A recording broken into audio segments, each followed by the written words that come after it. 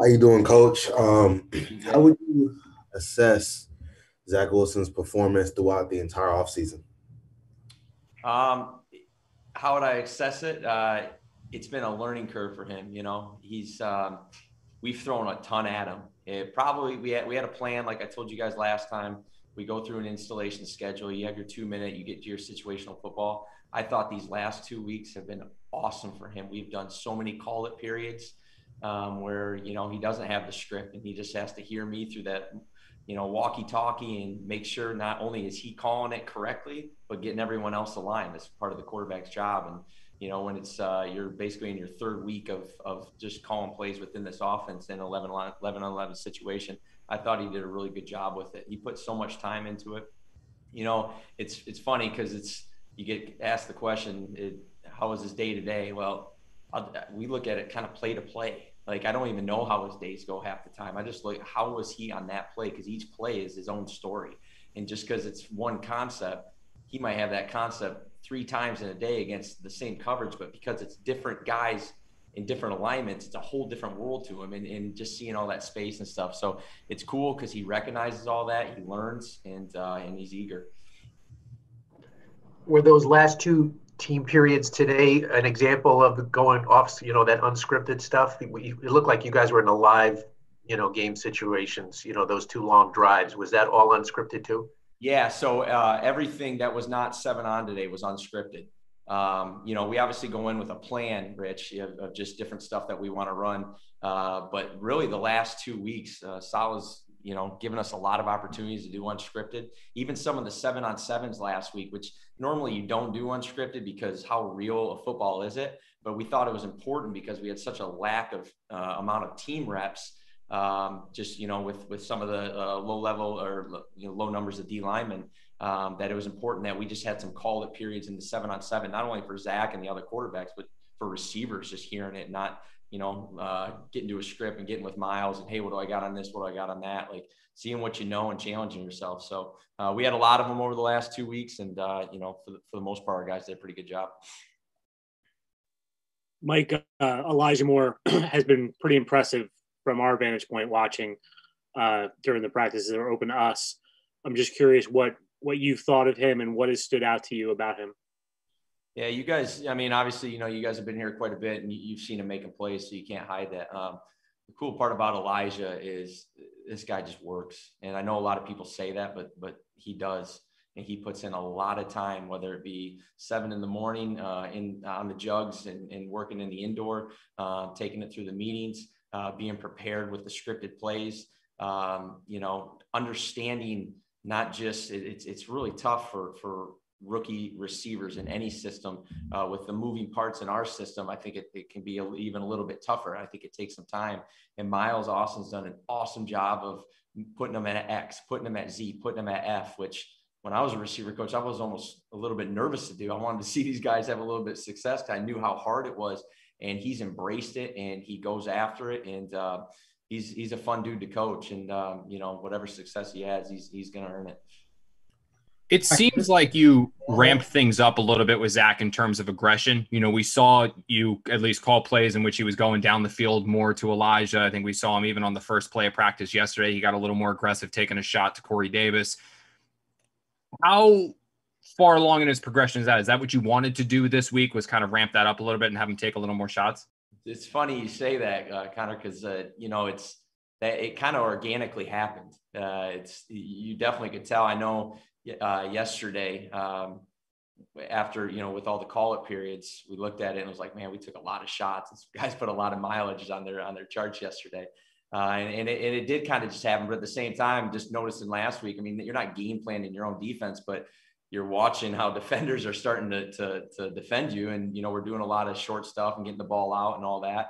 And guys started squatting. So I think organically we just, hey, we got to push the ball a little bit down the field. And, some success was happening yesterday. So it just kind of naturally was happening more, and guys were feeling good about it. So we just kept pushing it. So I think it organically happened, to answer your question, but it was definitely good to kind of have a mix of both, especially over these last 2 weeks. One of the things that Zach said today is that even on the good days, there's a lot of frustration. So I'm just curious, how does he kind of deal with that frustration? Is he a guy who needs a pep talk? or does he kind of just put his head down and go to work? And what do you need to say to him? Just what has that been like when things aren't going how Yeah, he certainly, Andy, does not need a pep talk. He is so internally motivated to obviously be the best and all that, whatever, but to learn. And that's what's unique. And then it's that whole quarterback room. It's not like we go in there a good day or bad day or whatever. It's like I said, like we watch it as a staff, we put it away from a staff perspective, and we go into our individual rooms, myself in the quarterback room, and we talk about each play, and you almost forget about whether it was a good day, bad day, whatever. Like, how are you on this play? So, and that's kind of how he approaches it. That is how he approaches it, So that's what's cool about it, is he understands that this whole thing, like I said, and it's kind of cliche, but each play is its own story. And, you just hope you just can retain as much as you can. And these guys are gone for 40 days. It'll be crucial for them not to just check out completely, particularly in the first year, and go back and revisit these practices on their iPads and stuff like that and try to relive that moment. Mike, could you give us an overview of the tight end position right now, how you see it? Yeah, I mean, they're all competing, it's a cool group because there's a good mix of, a little bit of youth, but also a lot of guys that played a lot of football, with Griff and Croft and Herndon going into his fourth year. So it's, and obviously Wesco, I got to know Wesco before I knew any of these guys from our Senior Bowl. It's definitely, it's a group that they're pros. They approach it the right way. They're prepared. Ron Middleton, their tight end coach, does an awesome job of coaching these guys, finding ways to simplify it and say it in very efficient words, which I think is a key to really good coaching. But at the same time, you just know what you're going to get from them every single day. It's not like they really have ups and downs. I know, yeah, you have a drop and stuff like that. I don't consider that ups and downs. I want to see guys breaking the huddle, understand what they're doing, staying focused, being on their details. You're going to drop balls. That is what it is. And in this league, you drop too many, you're going to be out of it anyways. We don't really worry about that. They're going to catch the ball when the time comes. But, that's what's kind of stood out with that group is they're definitely they're pros, and they've played, on Sundays before, you can tell. How would you assess Chris Herndon? He's a guy who obviously had a pretty difficult season last year, not what he expected or what this team expected. You've had him now, obviously, throughout OTAs. I know he wasn't there today, but a couple minicamp practices. I mean, where would you assess where he is? Yeah, it's like a lot of our guys. This is the first year in the system for him as well, and he's, I believe, learned 3 systems in 4 years already. Obviously, it was documented last year, just kind of how he came on toward the back half and had a good rookie year that kind of put him on the scene. He's a talented dude, and it'll be fun for those guys right now, particularly in the last few weeks. I feel like we've been in a lot of 11 personnel sets. So we're having one guy out there. He missed a little bit of time with some things. It'll be huge for him when he gets back and hears the system taught to him again, and gets in there with pads, and we're out there in those unscripted periods where he has chances to go out there and make those plays. Mike, we've been seeing Keelan Cole run with the ones. What have you seen from him so far that's, basically put him in that position where he could possibly be a starter? Yeah, Keelan, again, kind of like I was just saying with the tight ends. Keelan's played, in this league. He had a really good rookie year, and he's had 3 pretty solid years after that. He's a dude that, like I said, the game's not too big for him. He loves to be out there. He loves to play. He's got an infectious personality.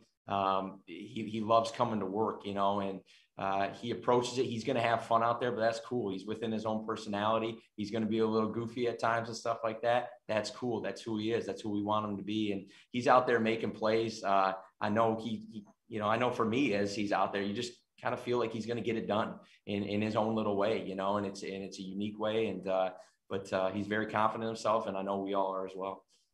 Mike, we all saw what you guys did in San Francisco with Juszczyk at fullback, and that's kind of unusual now to use a fullback in the NFL. There's not a natural one on this roster. I know Wesco has done a little bit in the last offense.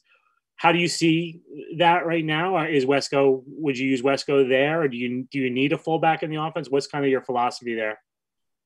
Yeah, I mean, you like to have a fullback. You like to be in those traditional 21 personnel formations, Brian, just to it just keeps the defense balanced a little bit more. You can go either way, you know, so you can kind of control the angles, particularly in the run game, and then obviously all the play pass that comes off of it. Juice was the traditional fullback, there's no doubt, and he's obviously performed at a high level, maybe one of the best ever, who knows, you know, but definitely certainly he's gotten paid like the best ever.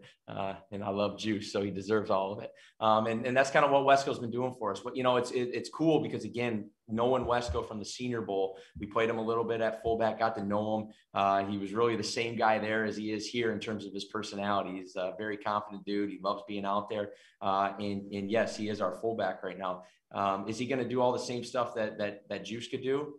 Probably not. Is he going to do some stuff that Juice couldn't do? Absolutely. He's a bigger body. He's longer. He's going to be able to play a little bit more inline, you know, so where we could use him in, you know, kind of multiple ways, where it's whether it be 21 or your typical 12 personnel formation. So he's embracing it. It's the fullback, kind of like our tight ends, which obviously West is a tight end. There's a lot of moving parts, and you got to be able to process what's going on post snap and change direction, do all that kind of stuff. And it's going to be a challenge, but he's, again, a guy that's done a really good job at it.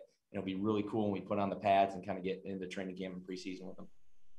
Mike, so when it goes to evaluation period, whether it's like the O-line or running backs, and obviously there's, you know, wearing t-shirts and shorts, how difficult is that evaluation of just, you know, reading, watching the film and understanding, like, I guess for lack of a better term, like how much can you take away from when people are in t-shirts and shorts versus when they get in pads? Yeah, you know, it's tough. The cool part is at least all 32 teams are going through the same thing, you know, so that makes it a little easier, not, you know, it's kind of having that unknown where, you know, that all, like I said, all the other teams are having to go through that same process. What you can see is, you know, do they fit what we're asking them to do, particularly like the O-line with our outside zone scheme. And are they getting the techniques down? You're not always going to be able to see the finish. You're not always going to be able to see the strain that you need on Sundays to win football games.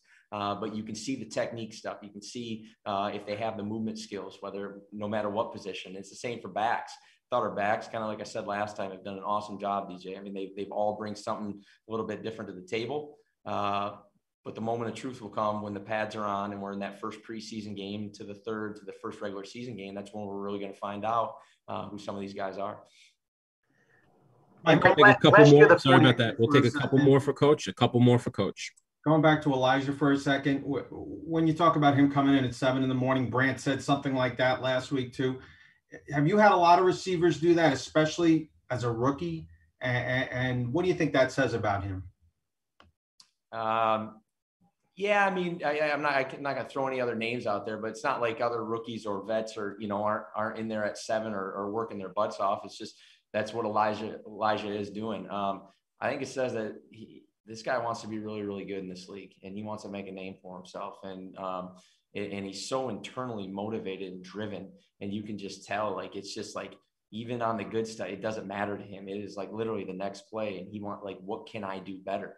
Sometimes it's like, Elijah, I really don't have a coaching point for you right there. It's really good. And you got your own flair to some things, and we want you to do that. And then we'll, you know, talk about it. And what's cool about him is I can say, well, what'd you think? And then he's going to give you his honest answer. And he understands, you know, the ins and outs of playing receiver, you know. Now he's just kind of adjusting to the speed of the game and stuff like that. And again, it goes back to, I know it's kind of a broken record already, but when we get the pads on and it's real and I'm not standing back there, Miles isn't standing back there, you know, it's going to be fast for him because it's new. But there's no doubt he's going to work to be the best he can be, starting right from the get-go, and to continue on with them.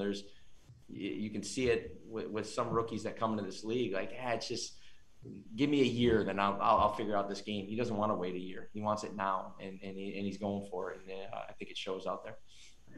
Mike, can you think of a specific example regarding Zach, maybe of something that he did in these last 2 days, you know, against a certain coverage or a certain decision he had to make, whereas maybe a month ago that he wasn't doing that, an area where he specifically improved in? Yeah, Rich, the first thing that pops up is literally just his footwork within any of our concepts, particularly our drop back stuff. You say take a 5-step drop on a concept, and yes, no matter what level you're at, you got to know who you're throwing to, and you got to be able to tempo that drop out. All of a sudden, everyone here is a little bit faster. Well, then all of a sudden we get down to the red zone and things speed up. And he kind of organically, we wanted him to do this. He he somewhat changed his drops to marry the timing of this offense. And if Knapp, Rob, and I kind of just tell him, hey, it's got to look like this drop, it's not going to be as natural. And that's where I thought, it was cool just we kind of stood back a little bit and just watched him organically understand, like, hey, why'd you think this was off? I just was a little bit late with the drop. What could you do? I can speed up my drop. How are you going to do that? Well, we can talk about it, but let's, he'd go show us, and it was pretty cool. And that was the thing that you've seen him evolve. Like you didn't have to overly talk to him about that stuff because he understands when something's a little bit off and how to fix things. So that's just football instinct, right? I mean, that's coming out in him. Well, totally, and not only that, it's not just like sometimes coaches talk to these players. Okay, coach said it, I'm going to do it. He's thinking about it, and he's not just thinking about it when he's in the building. He's thinking about it when he's back at the Ave and back in the, just sitting away from the facility. He's trying to process all this kind of stuff, and it's pretty cool to watch. Thank you, everyone.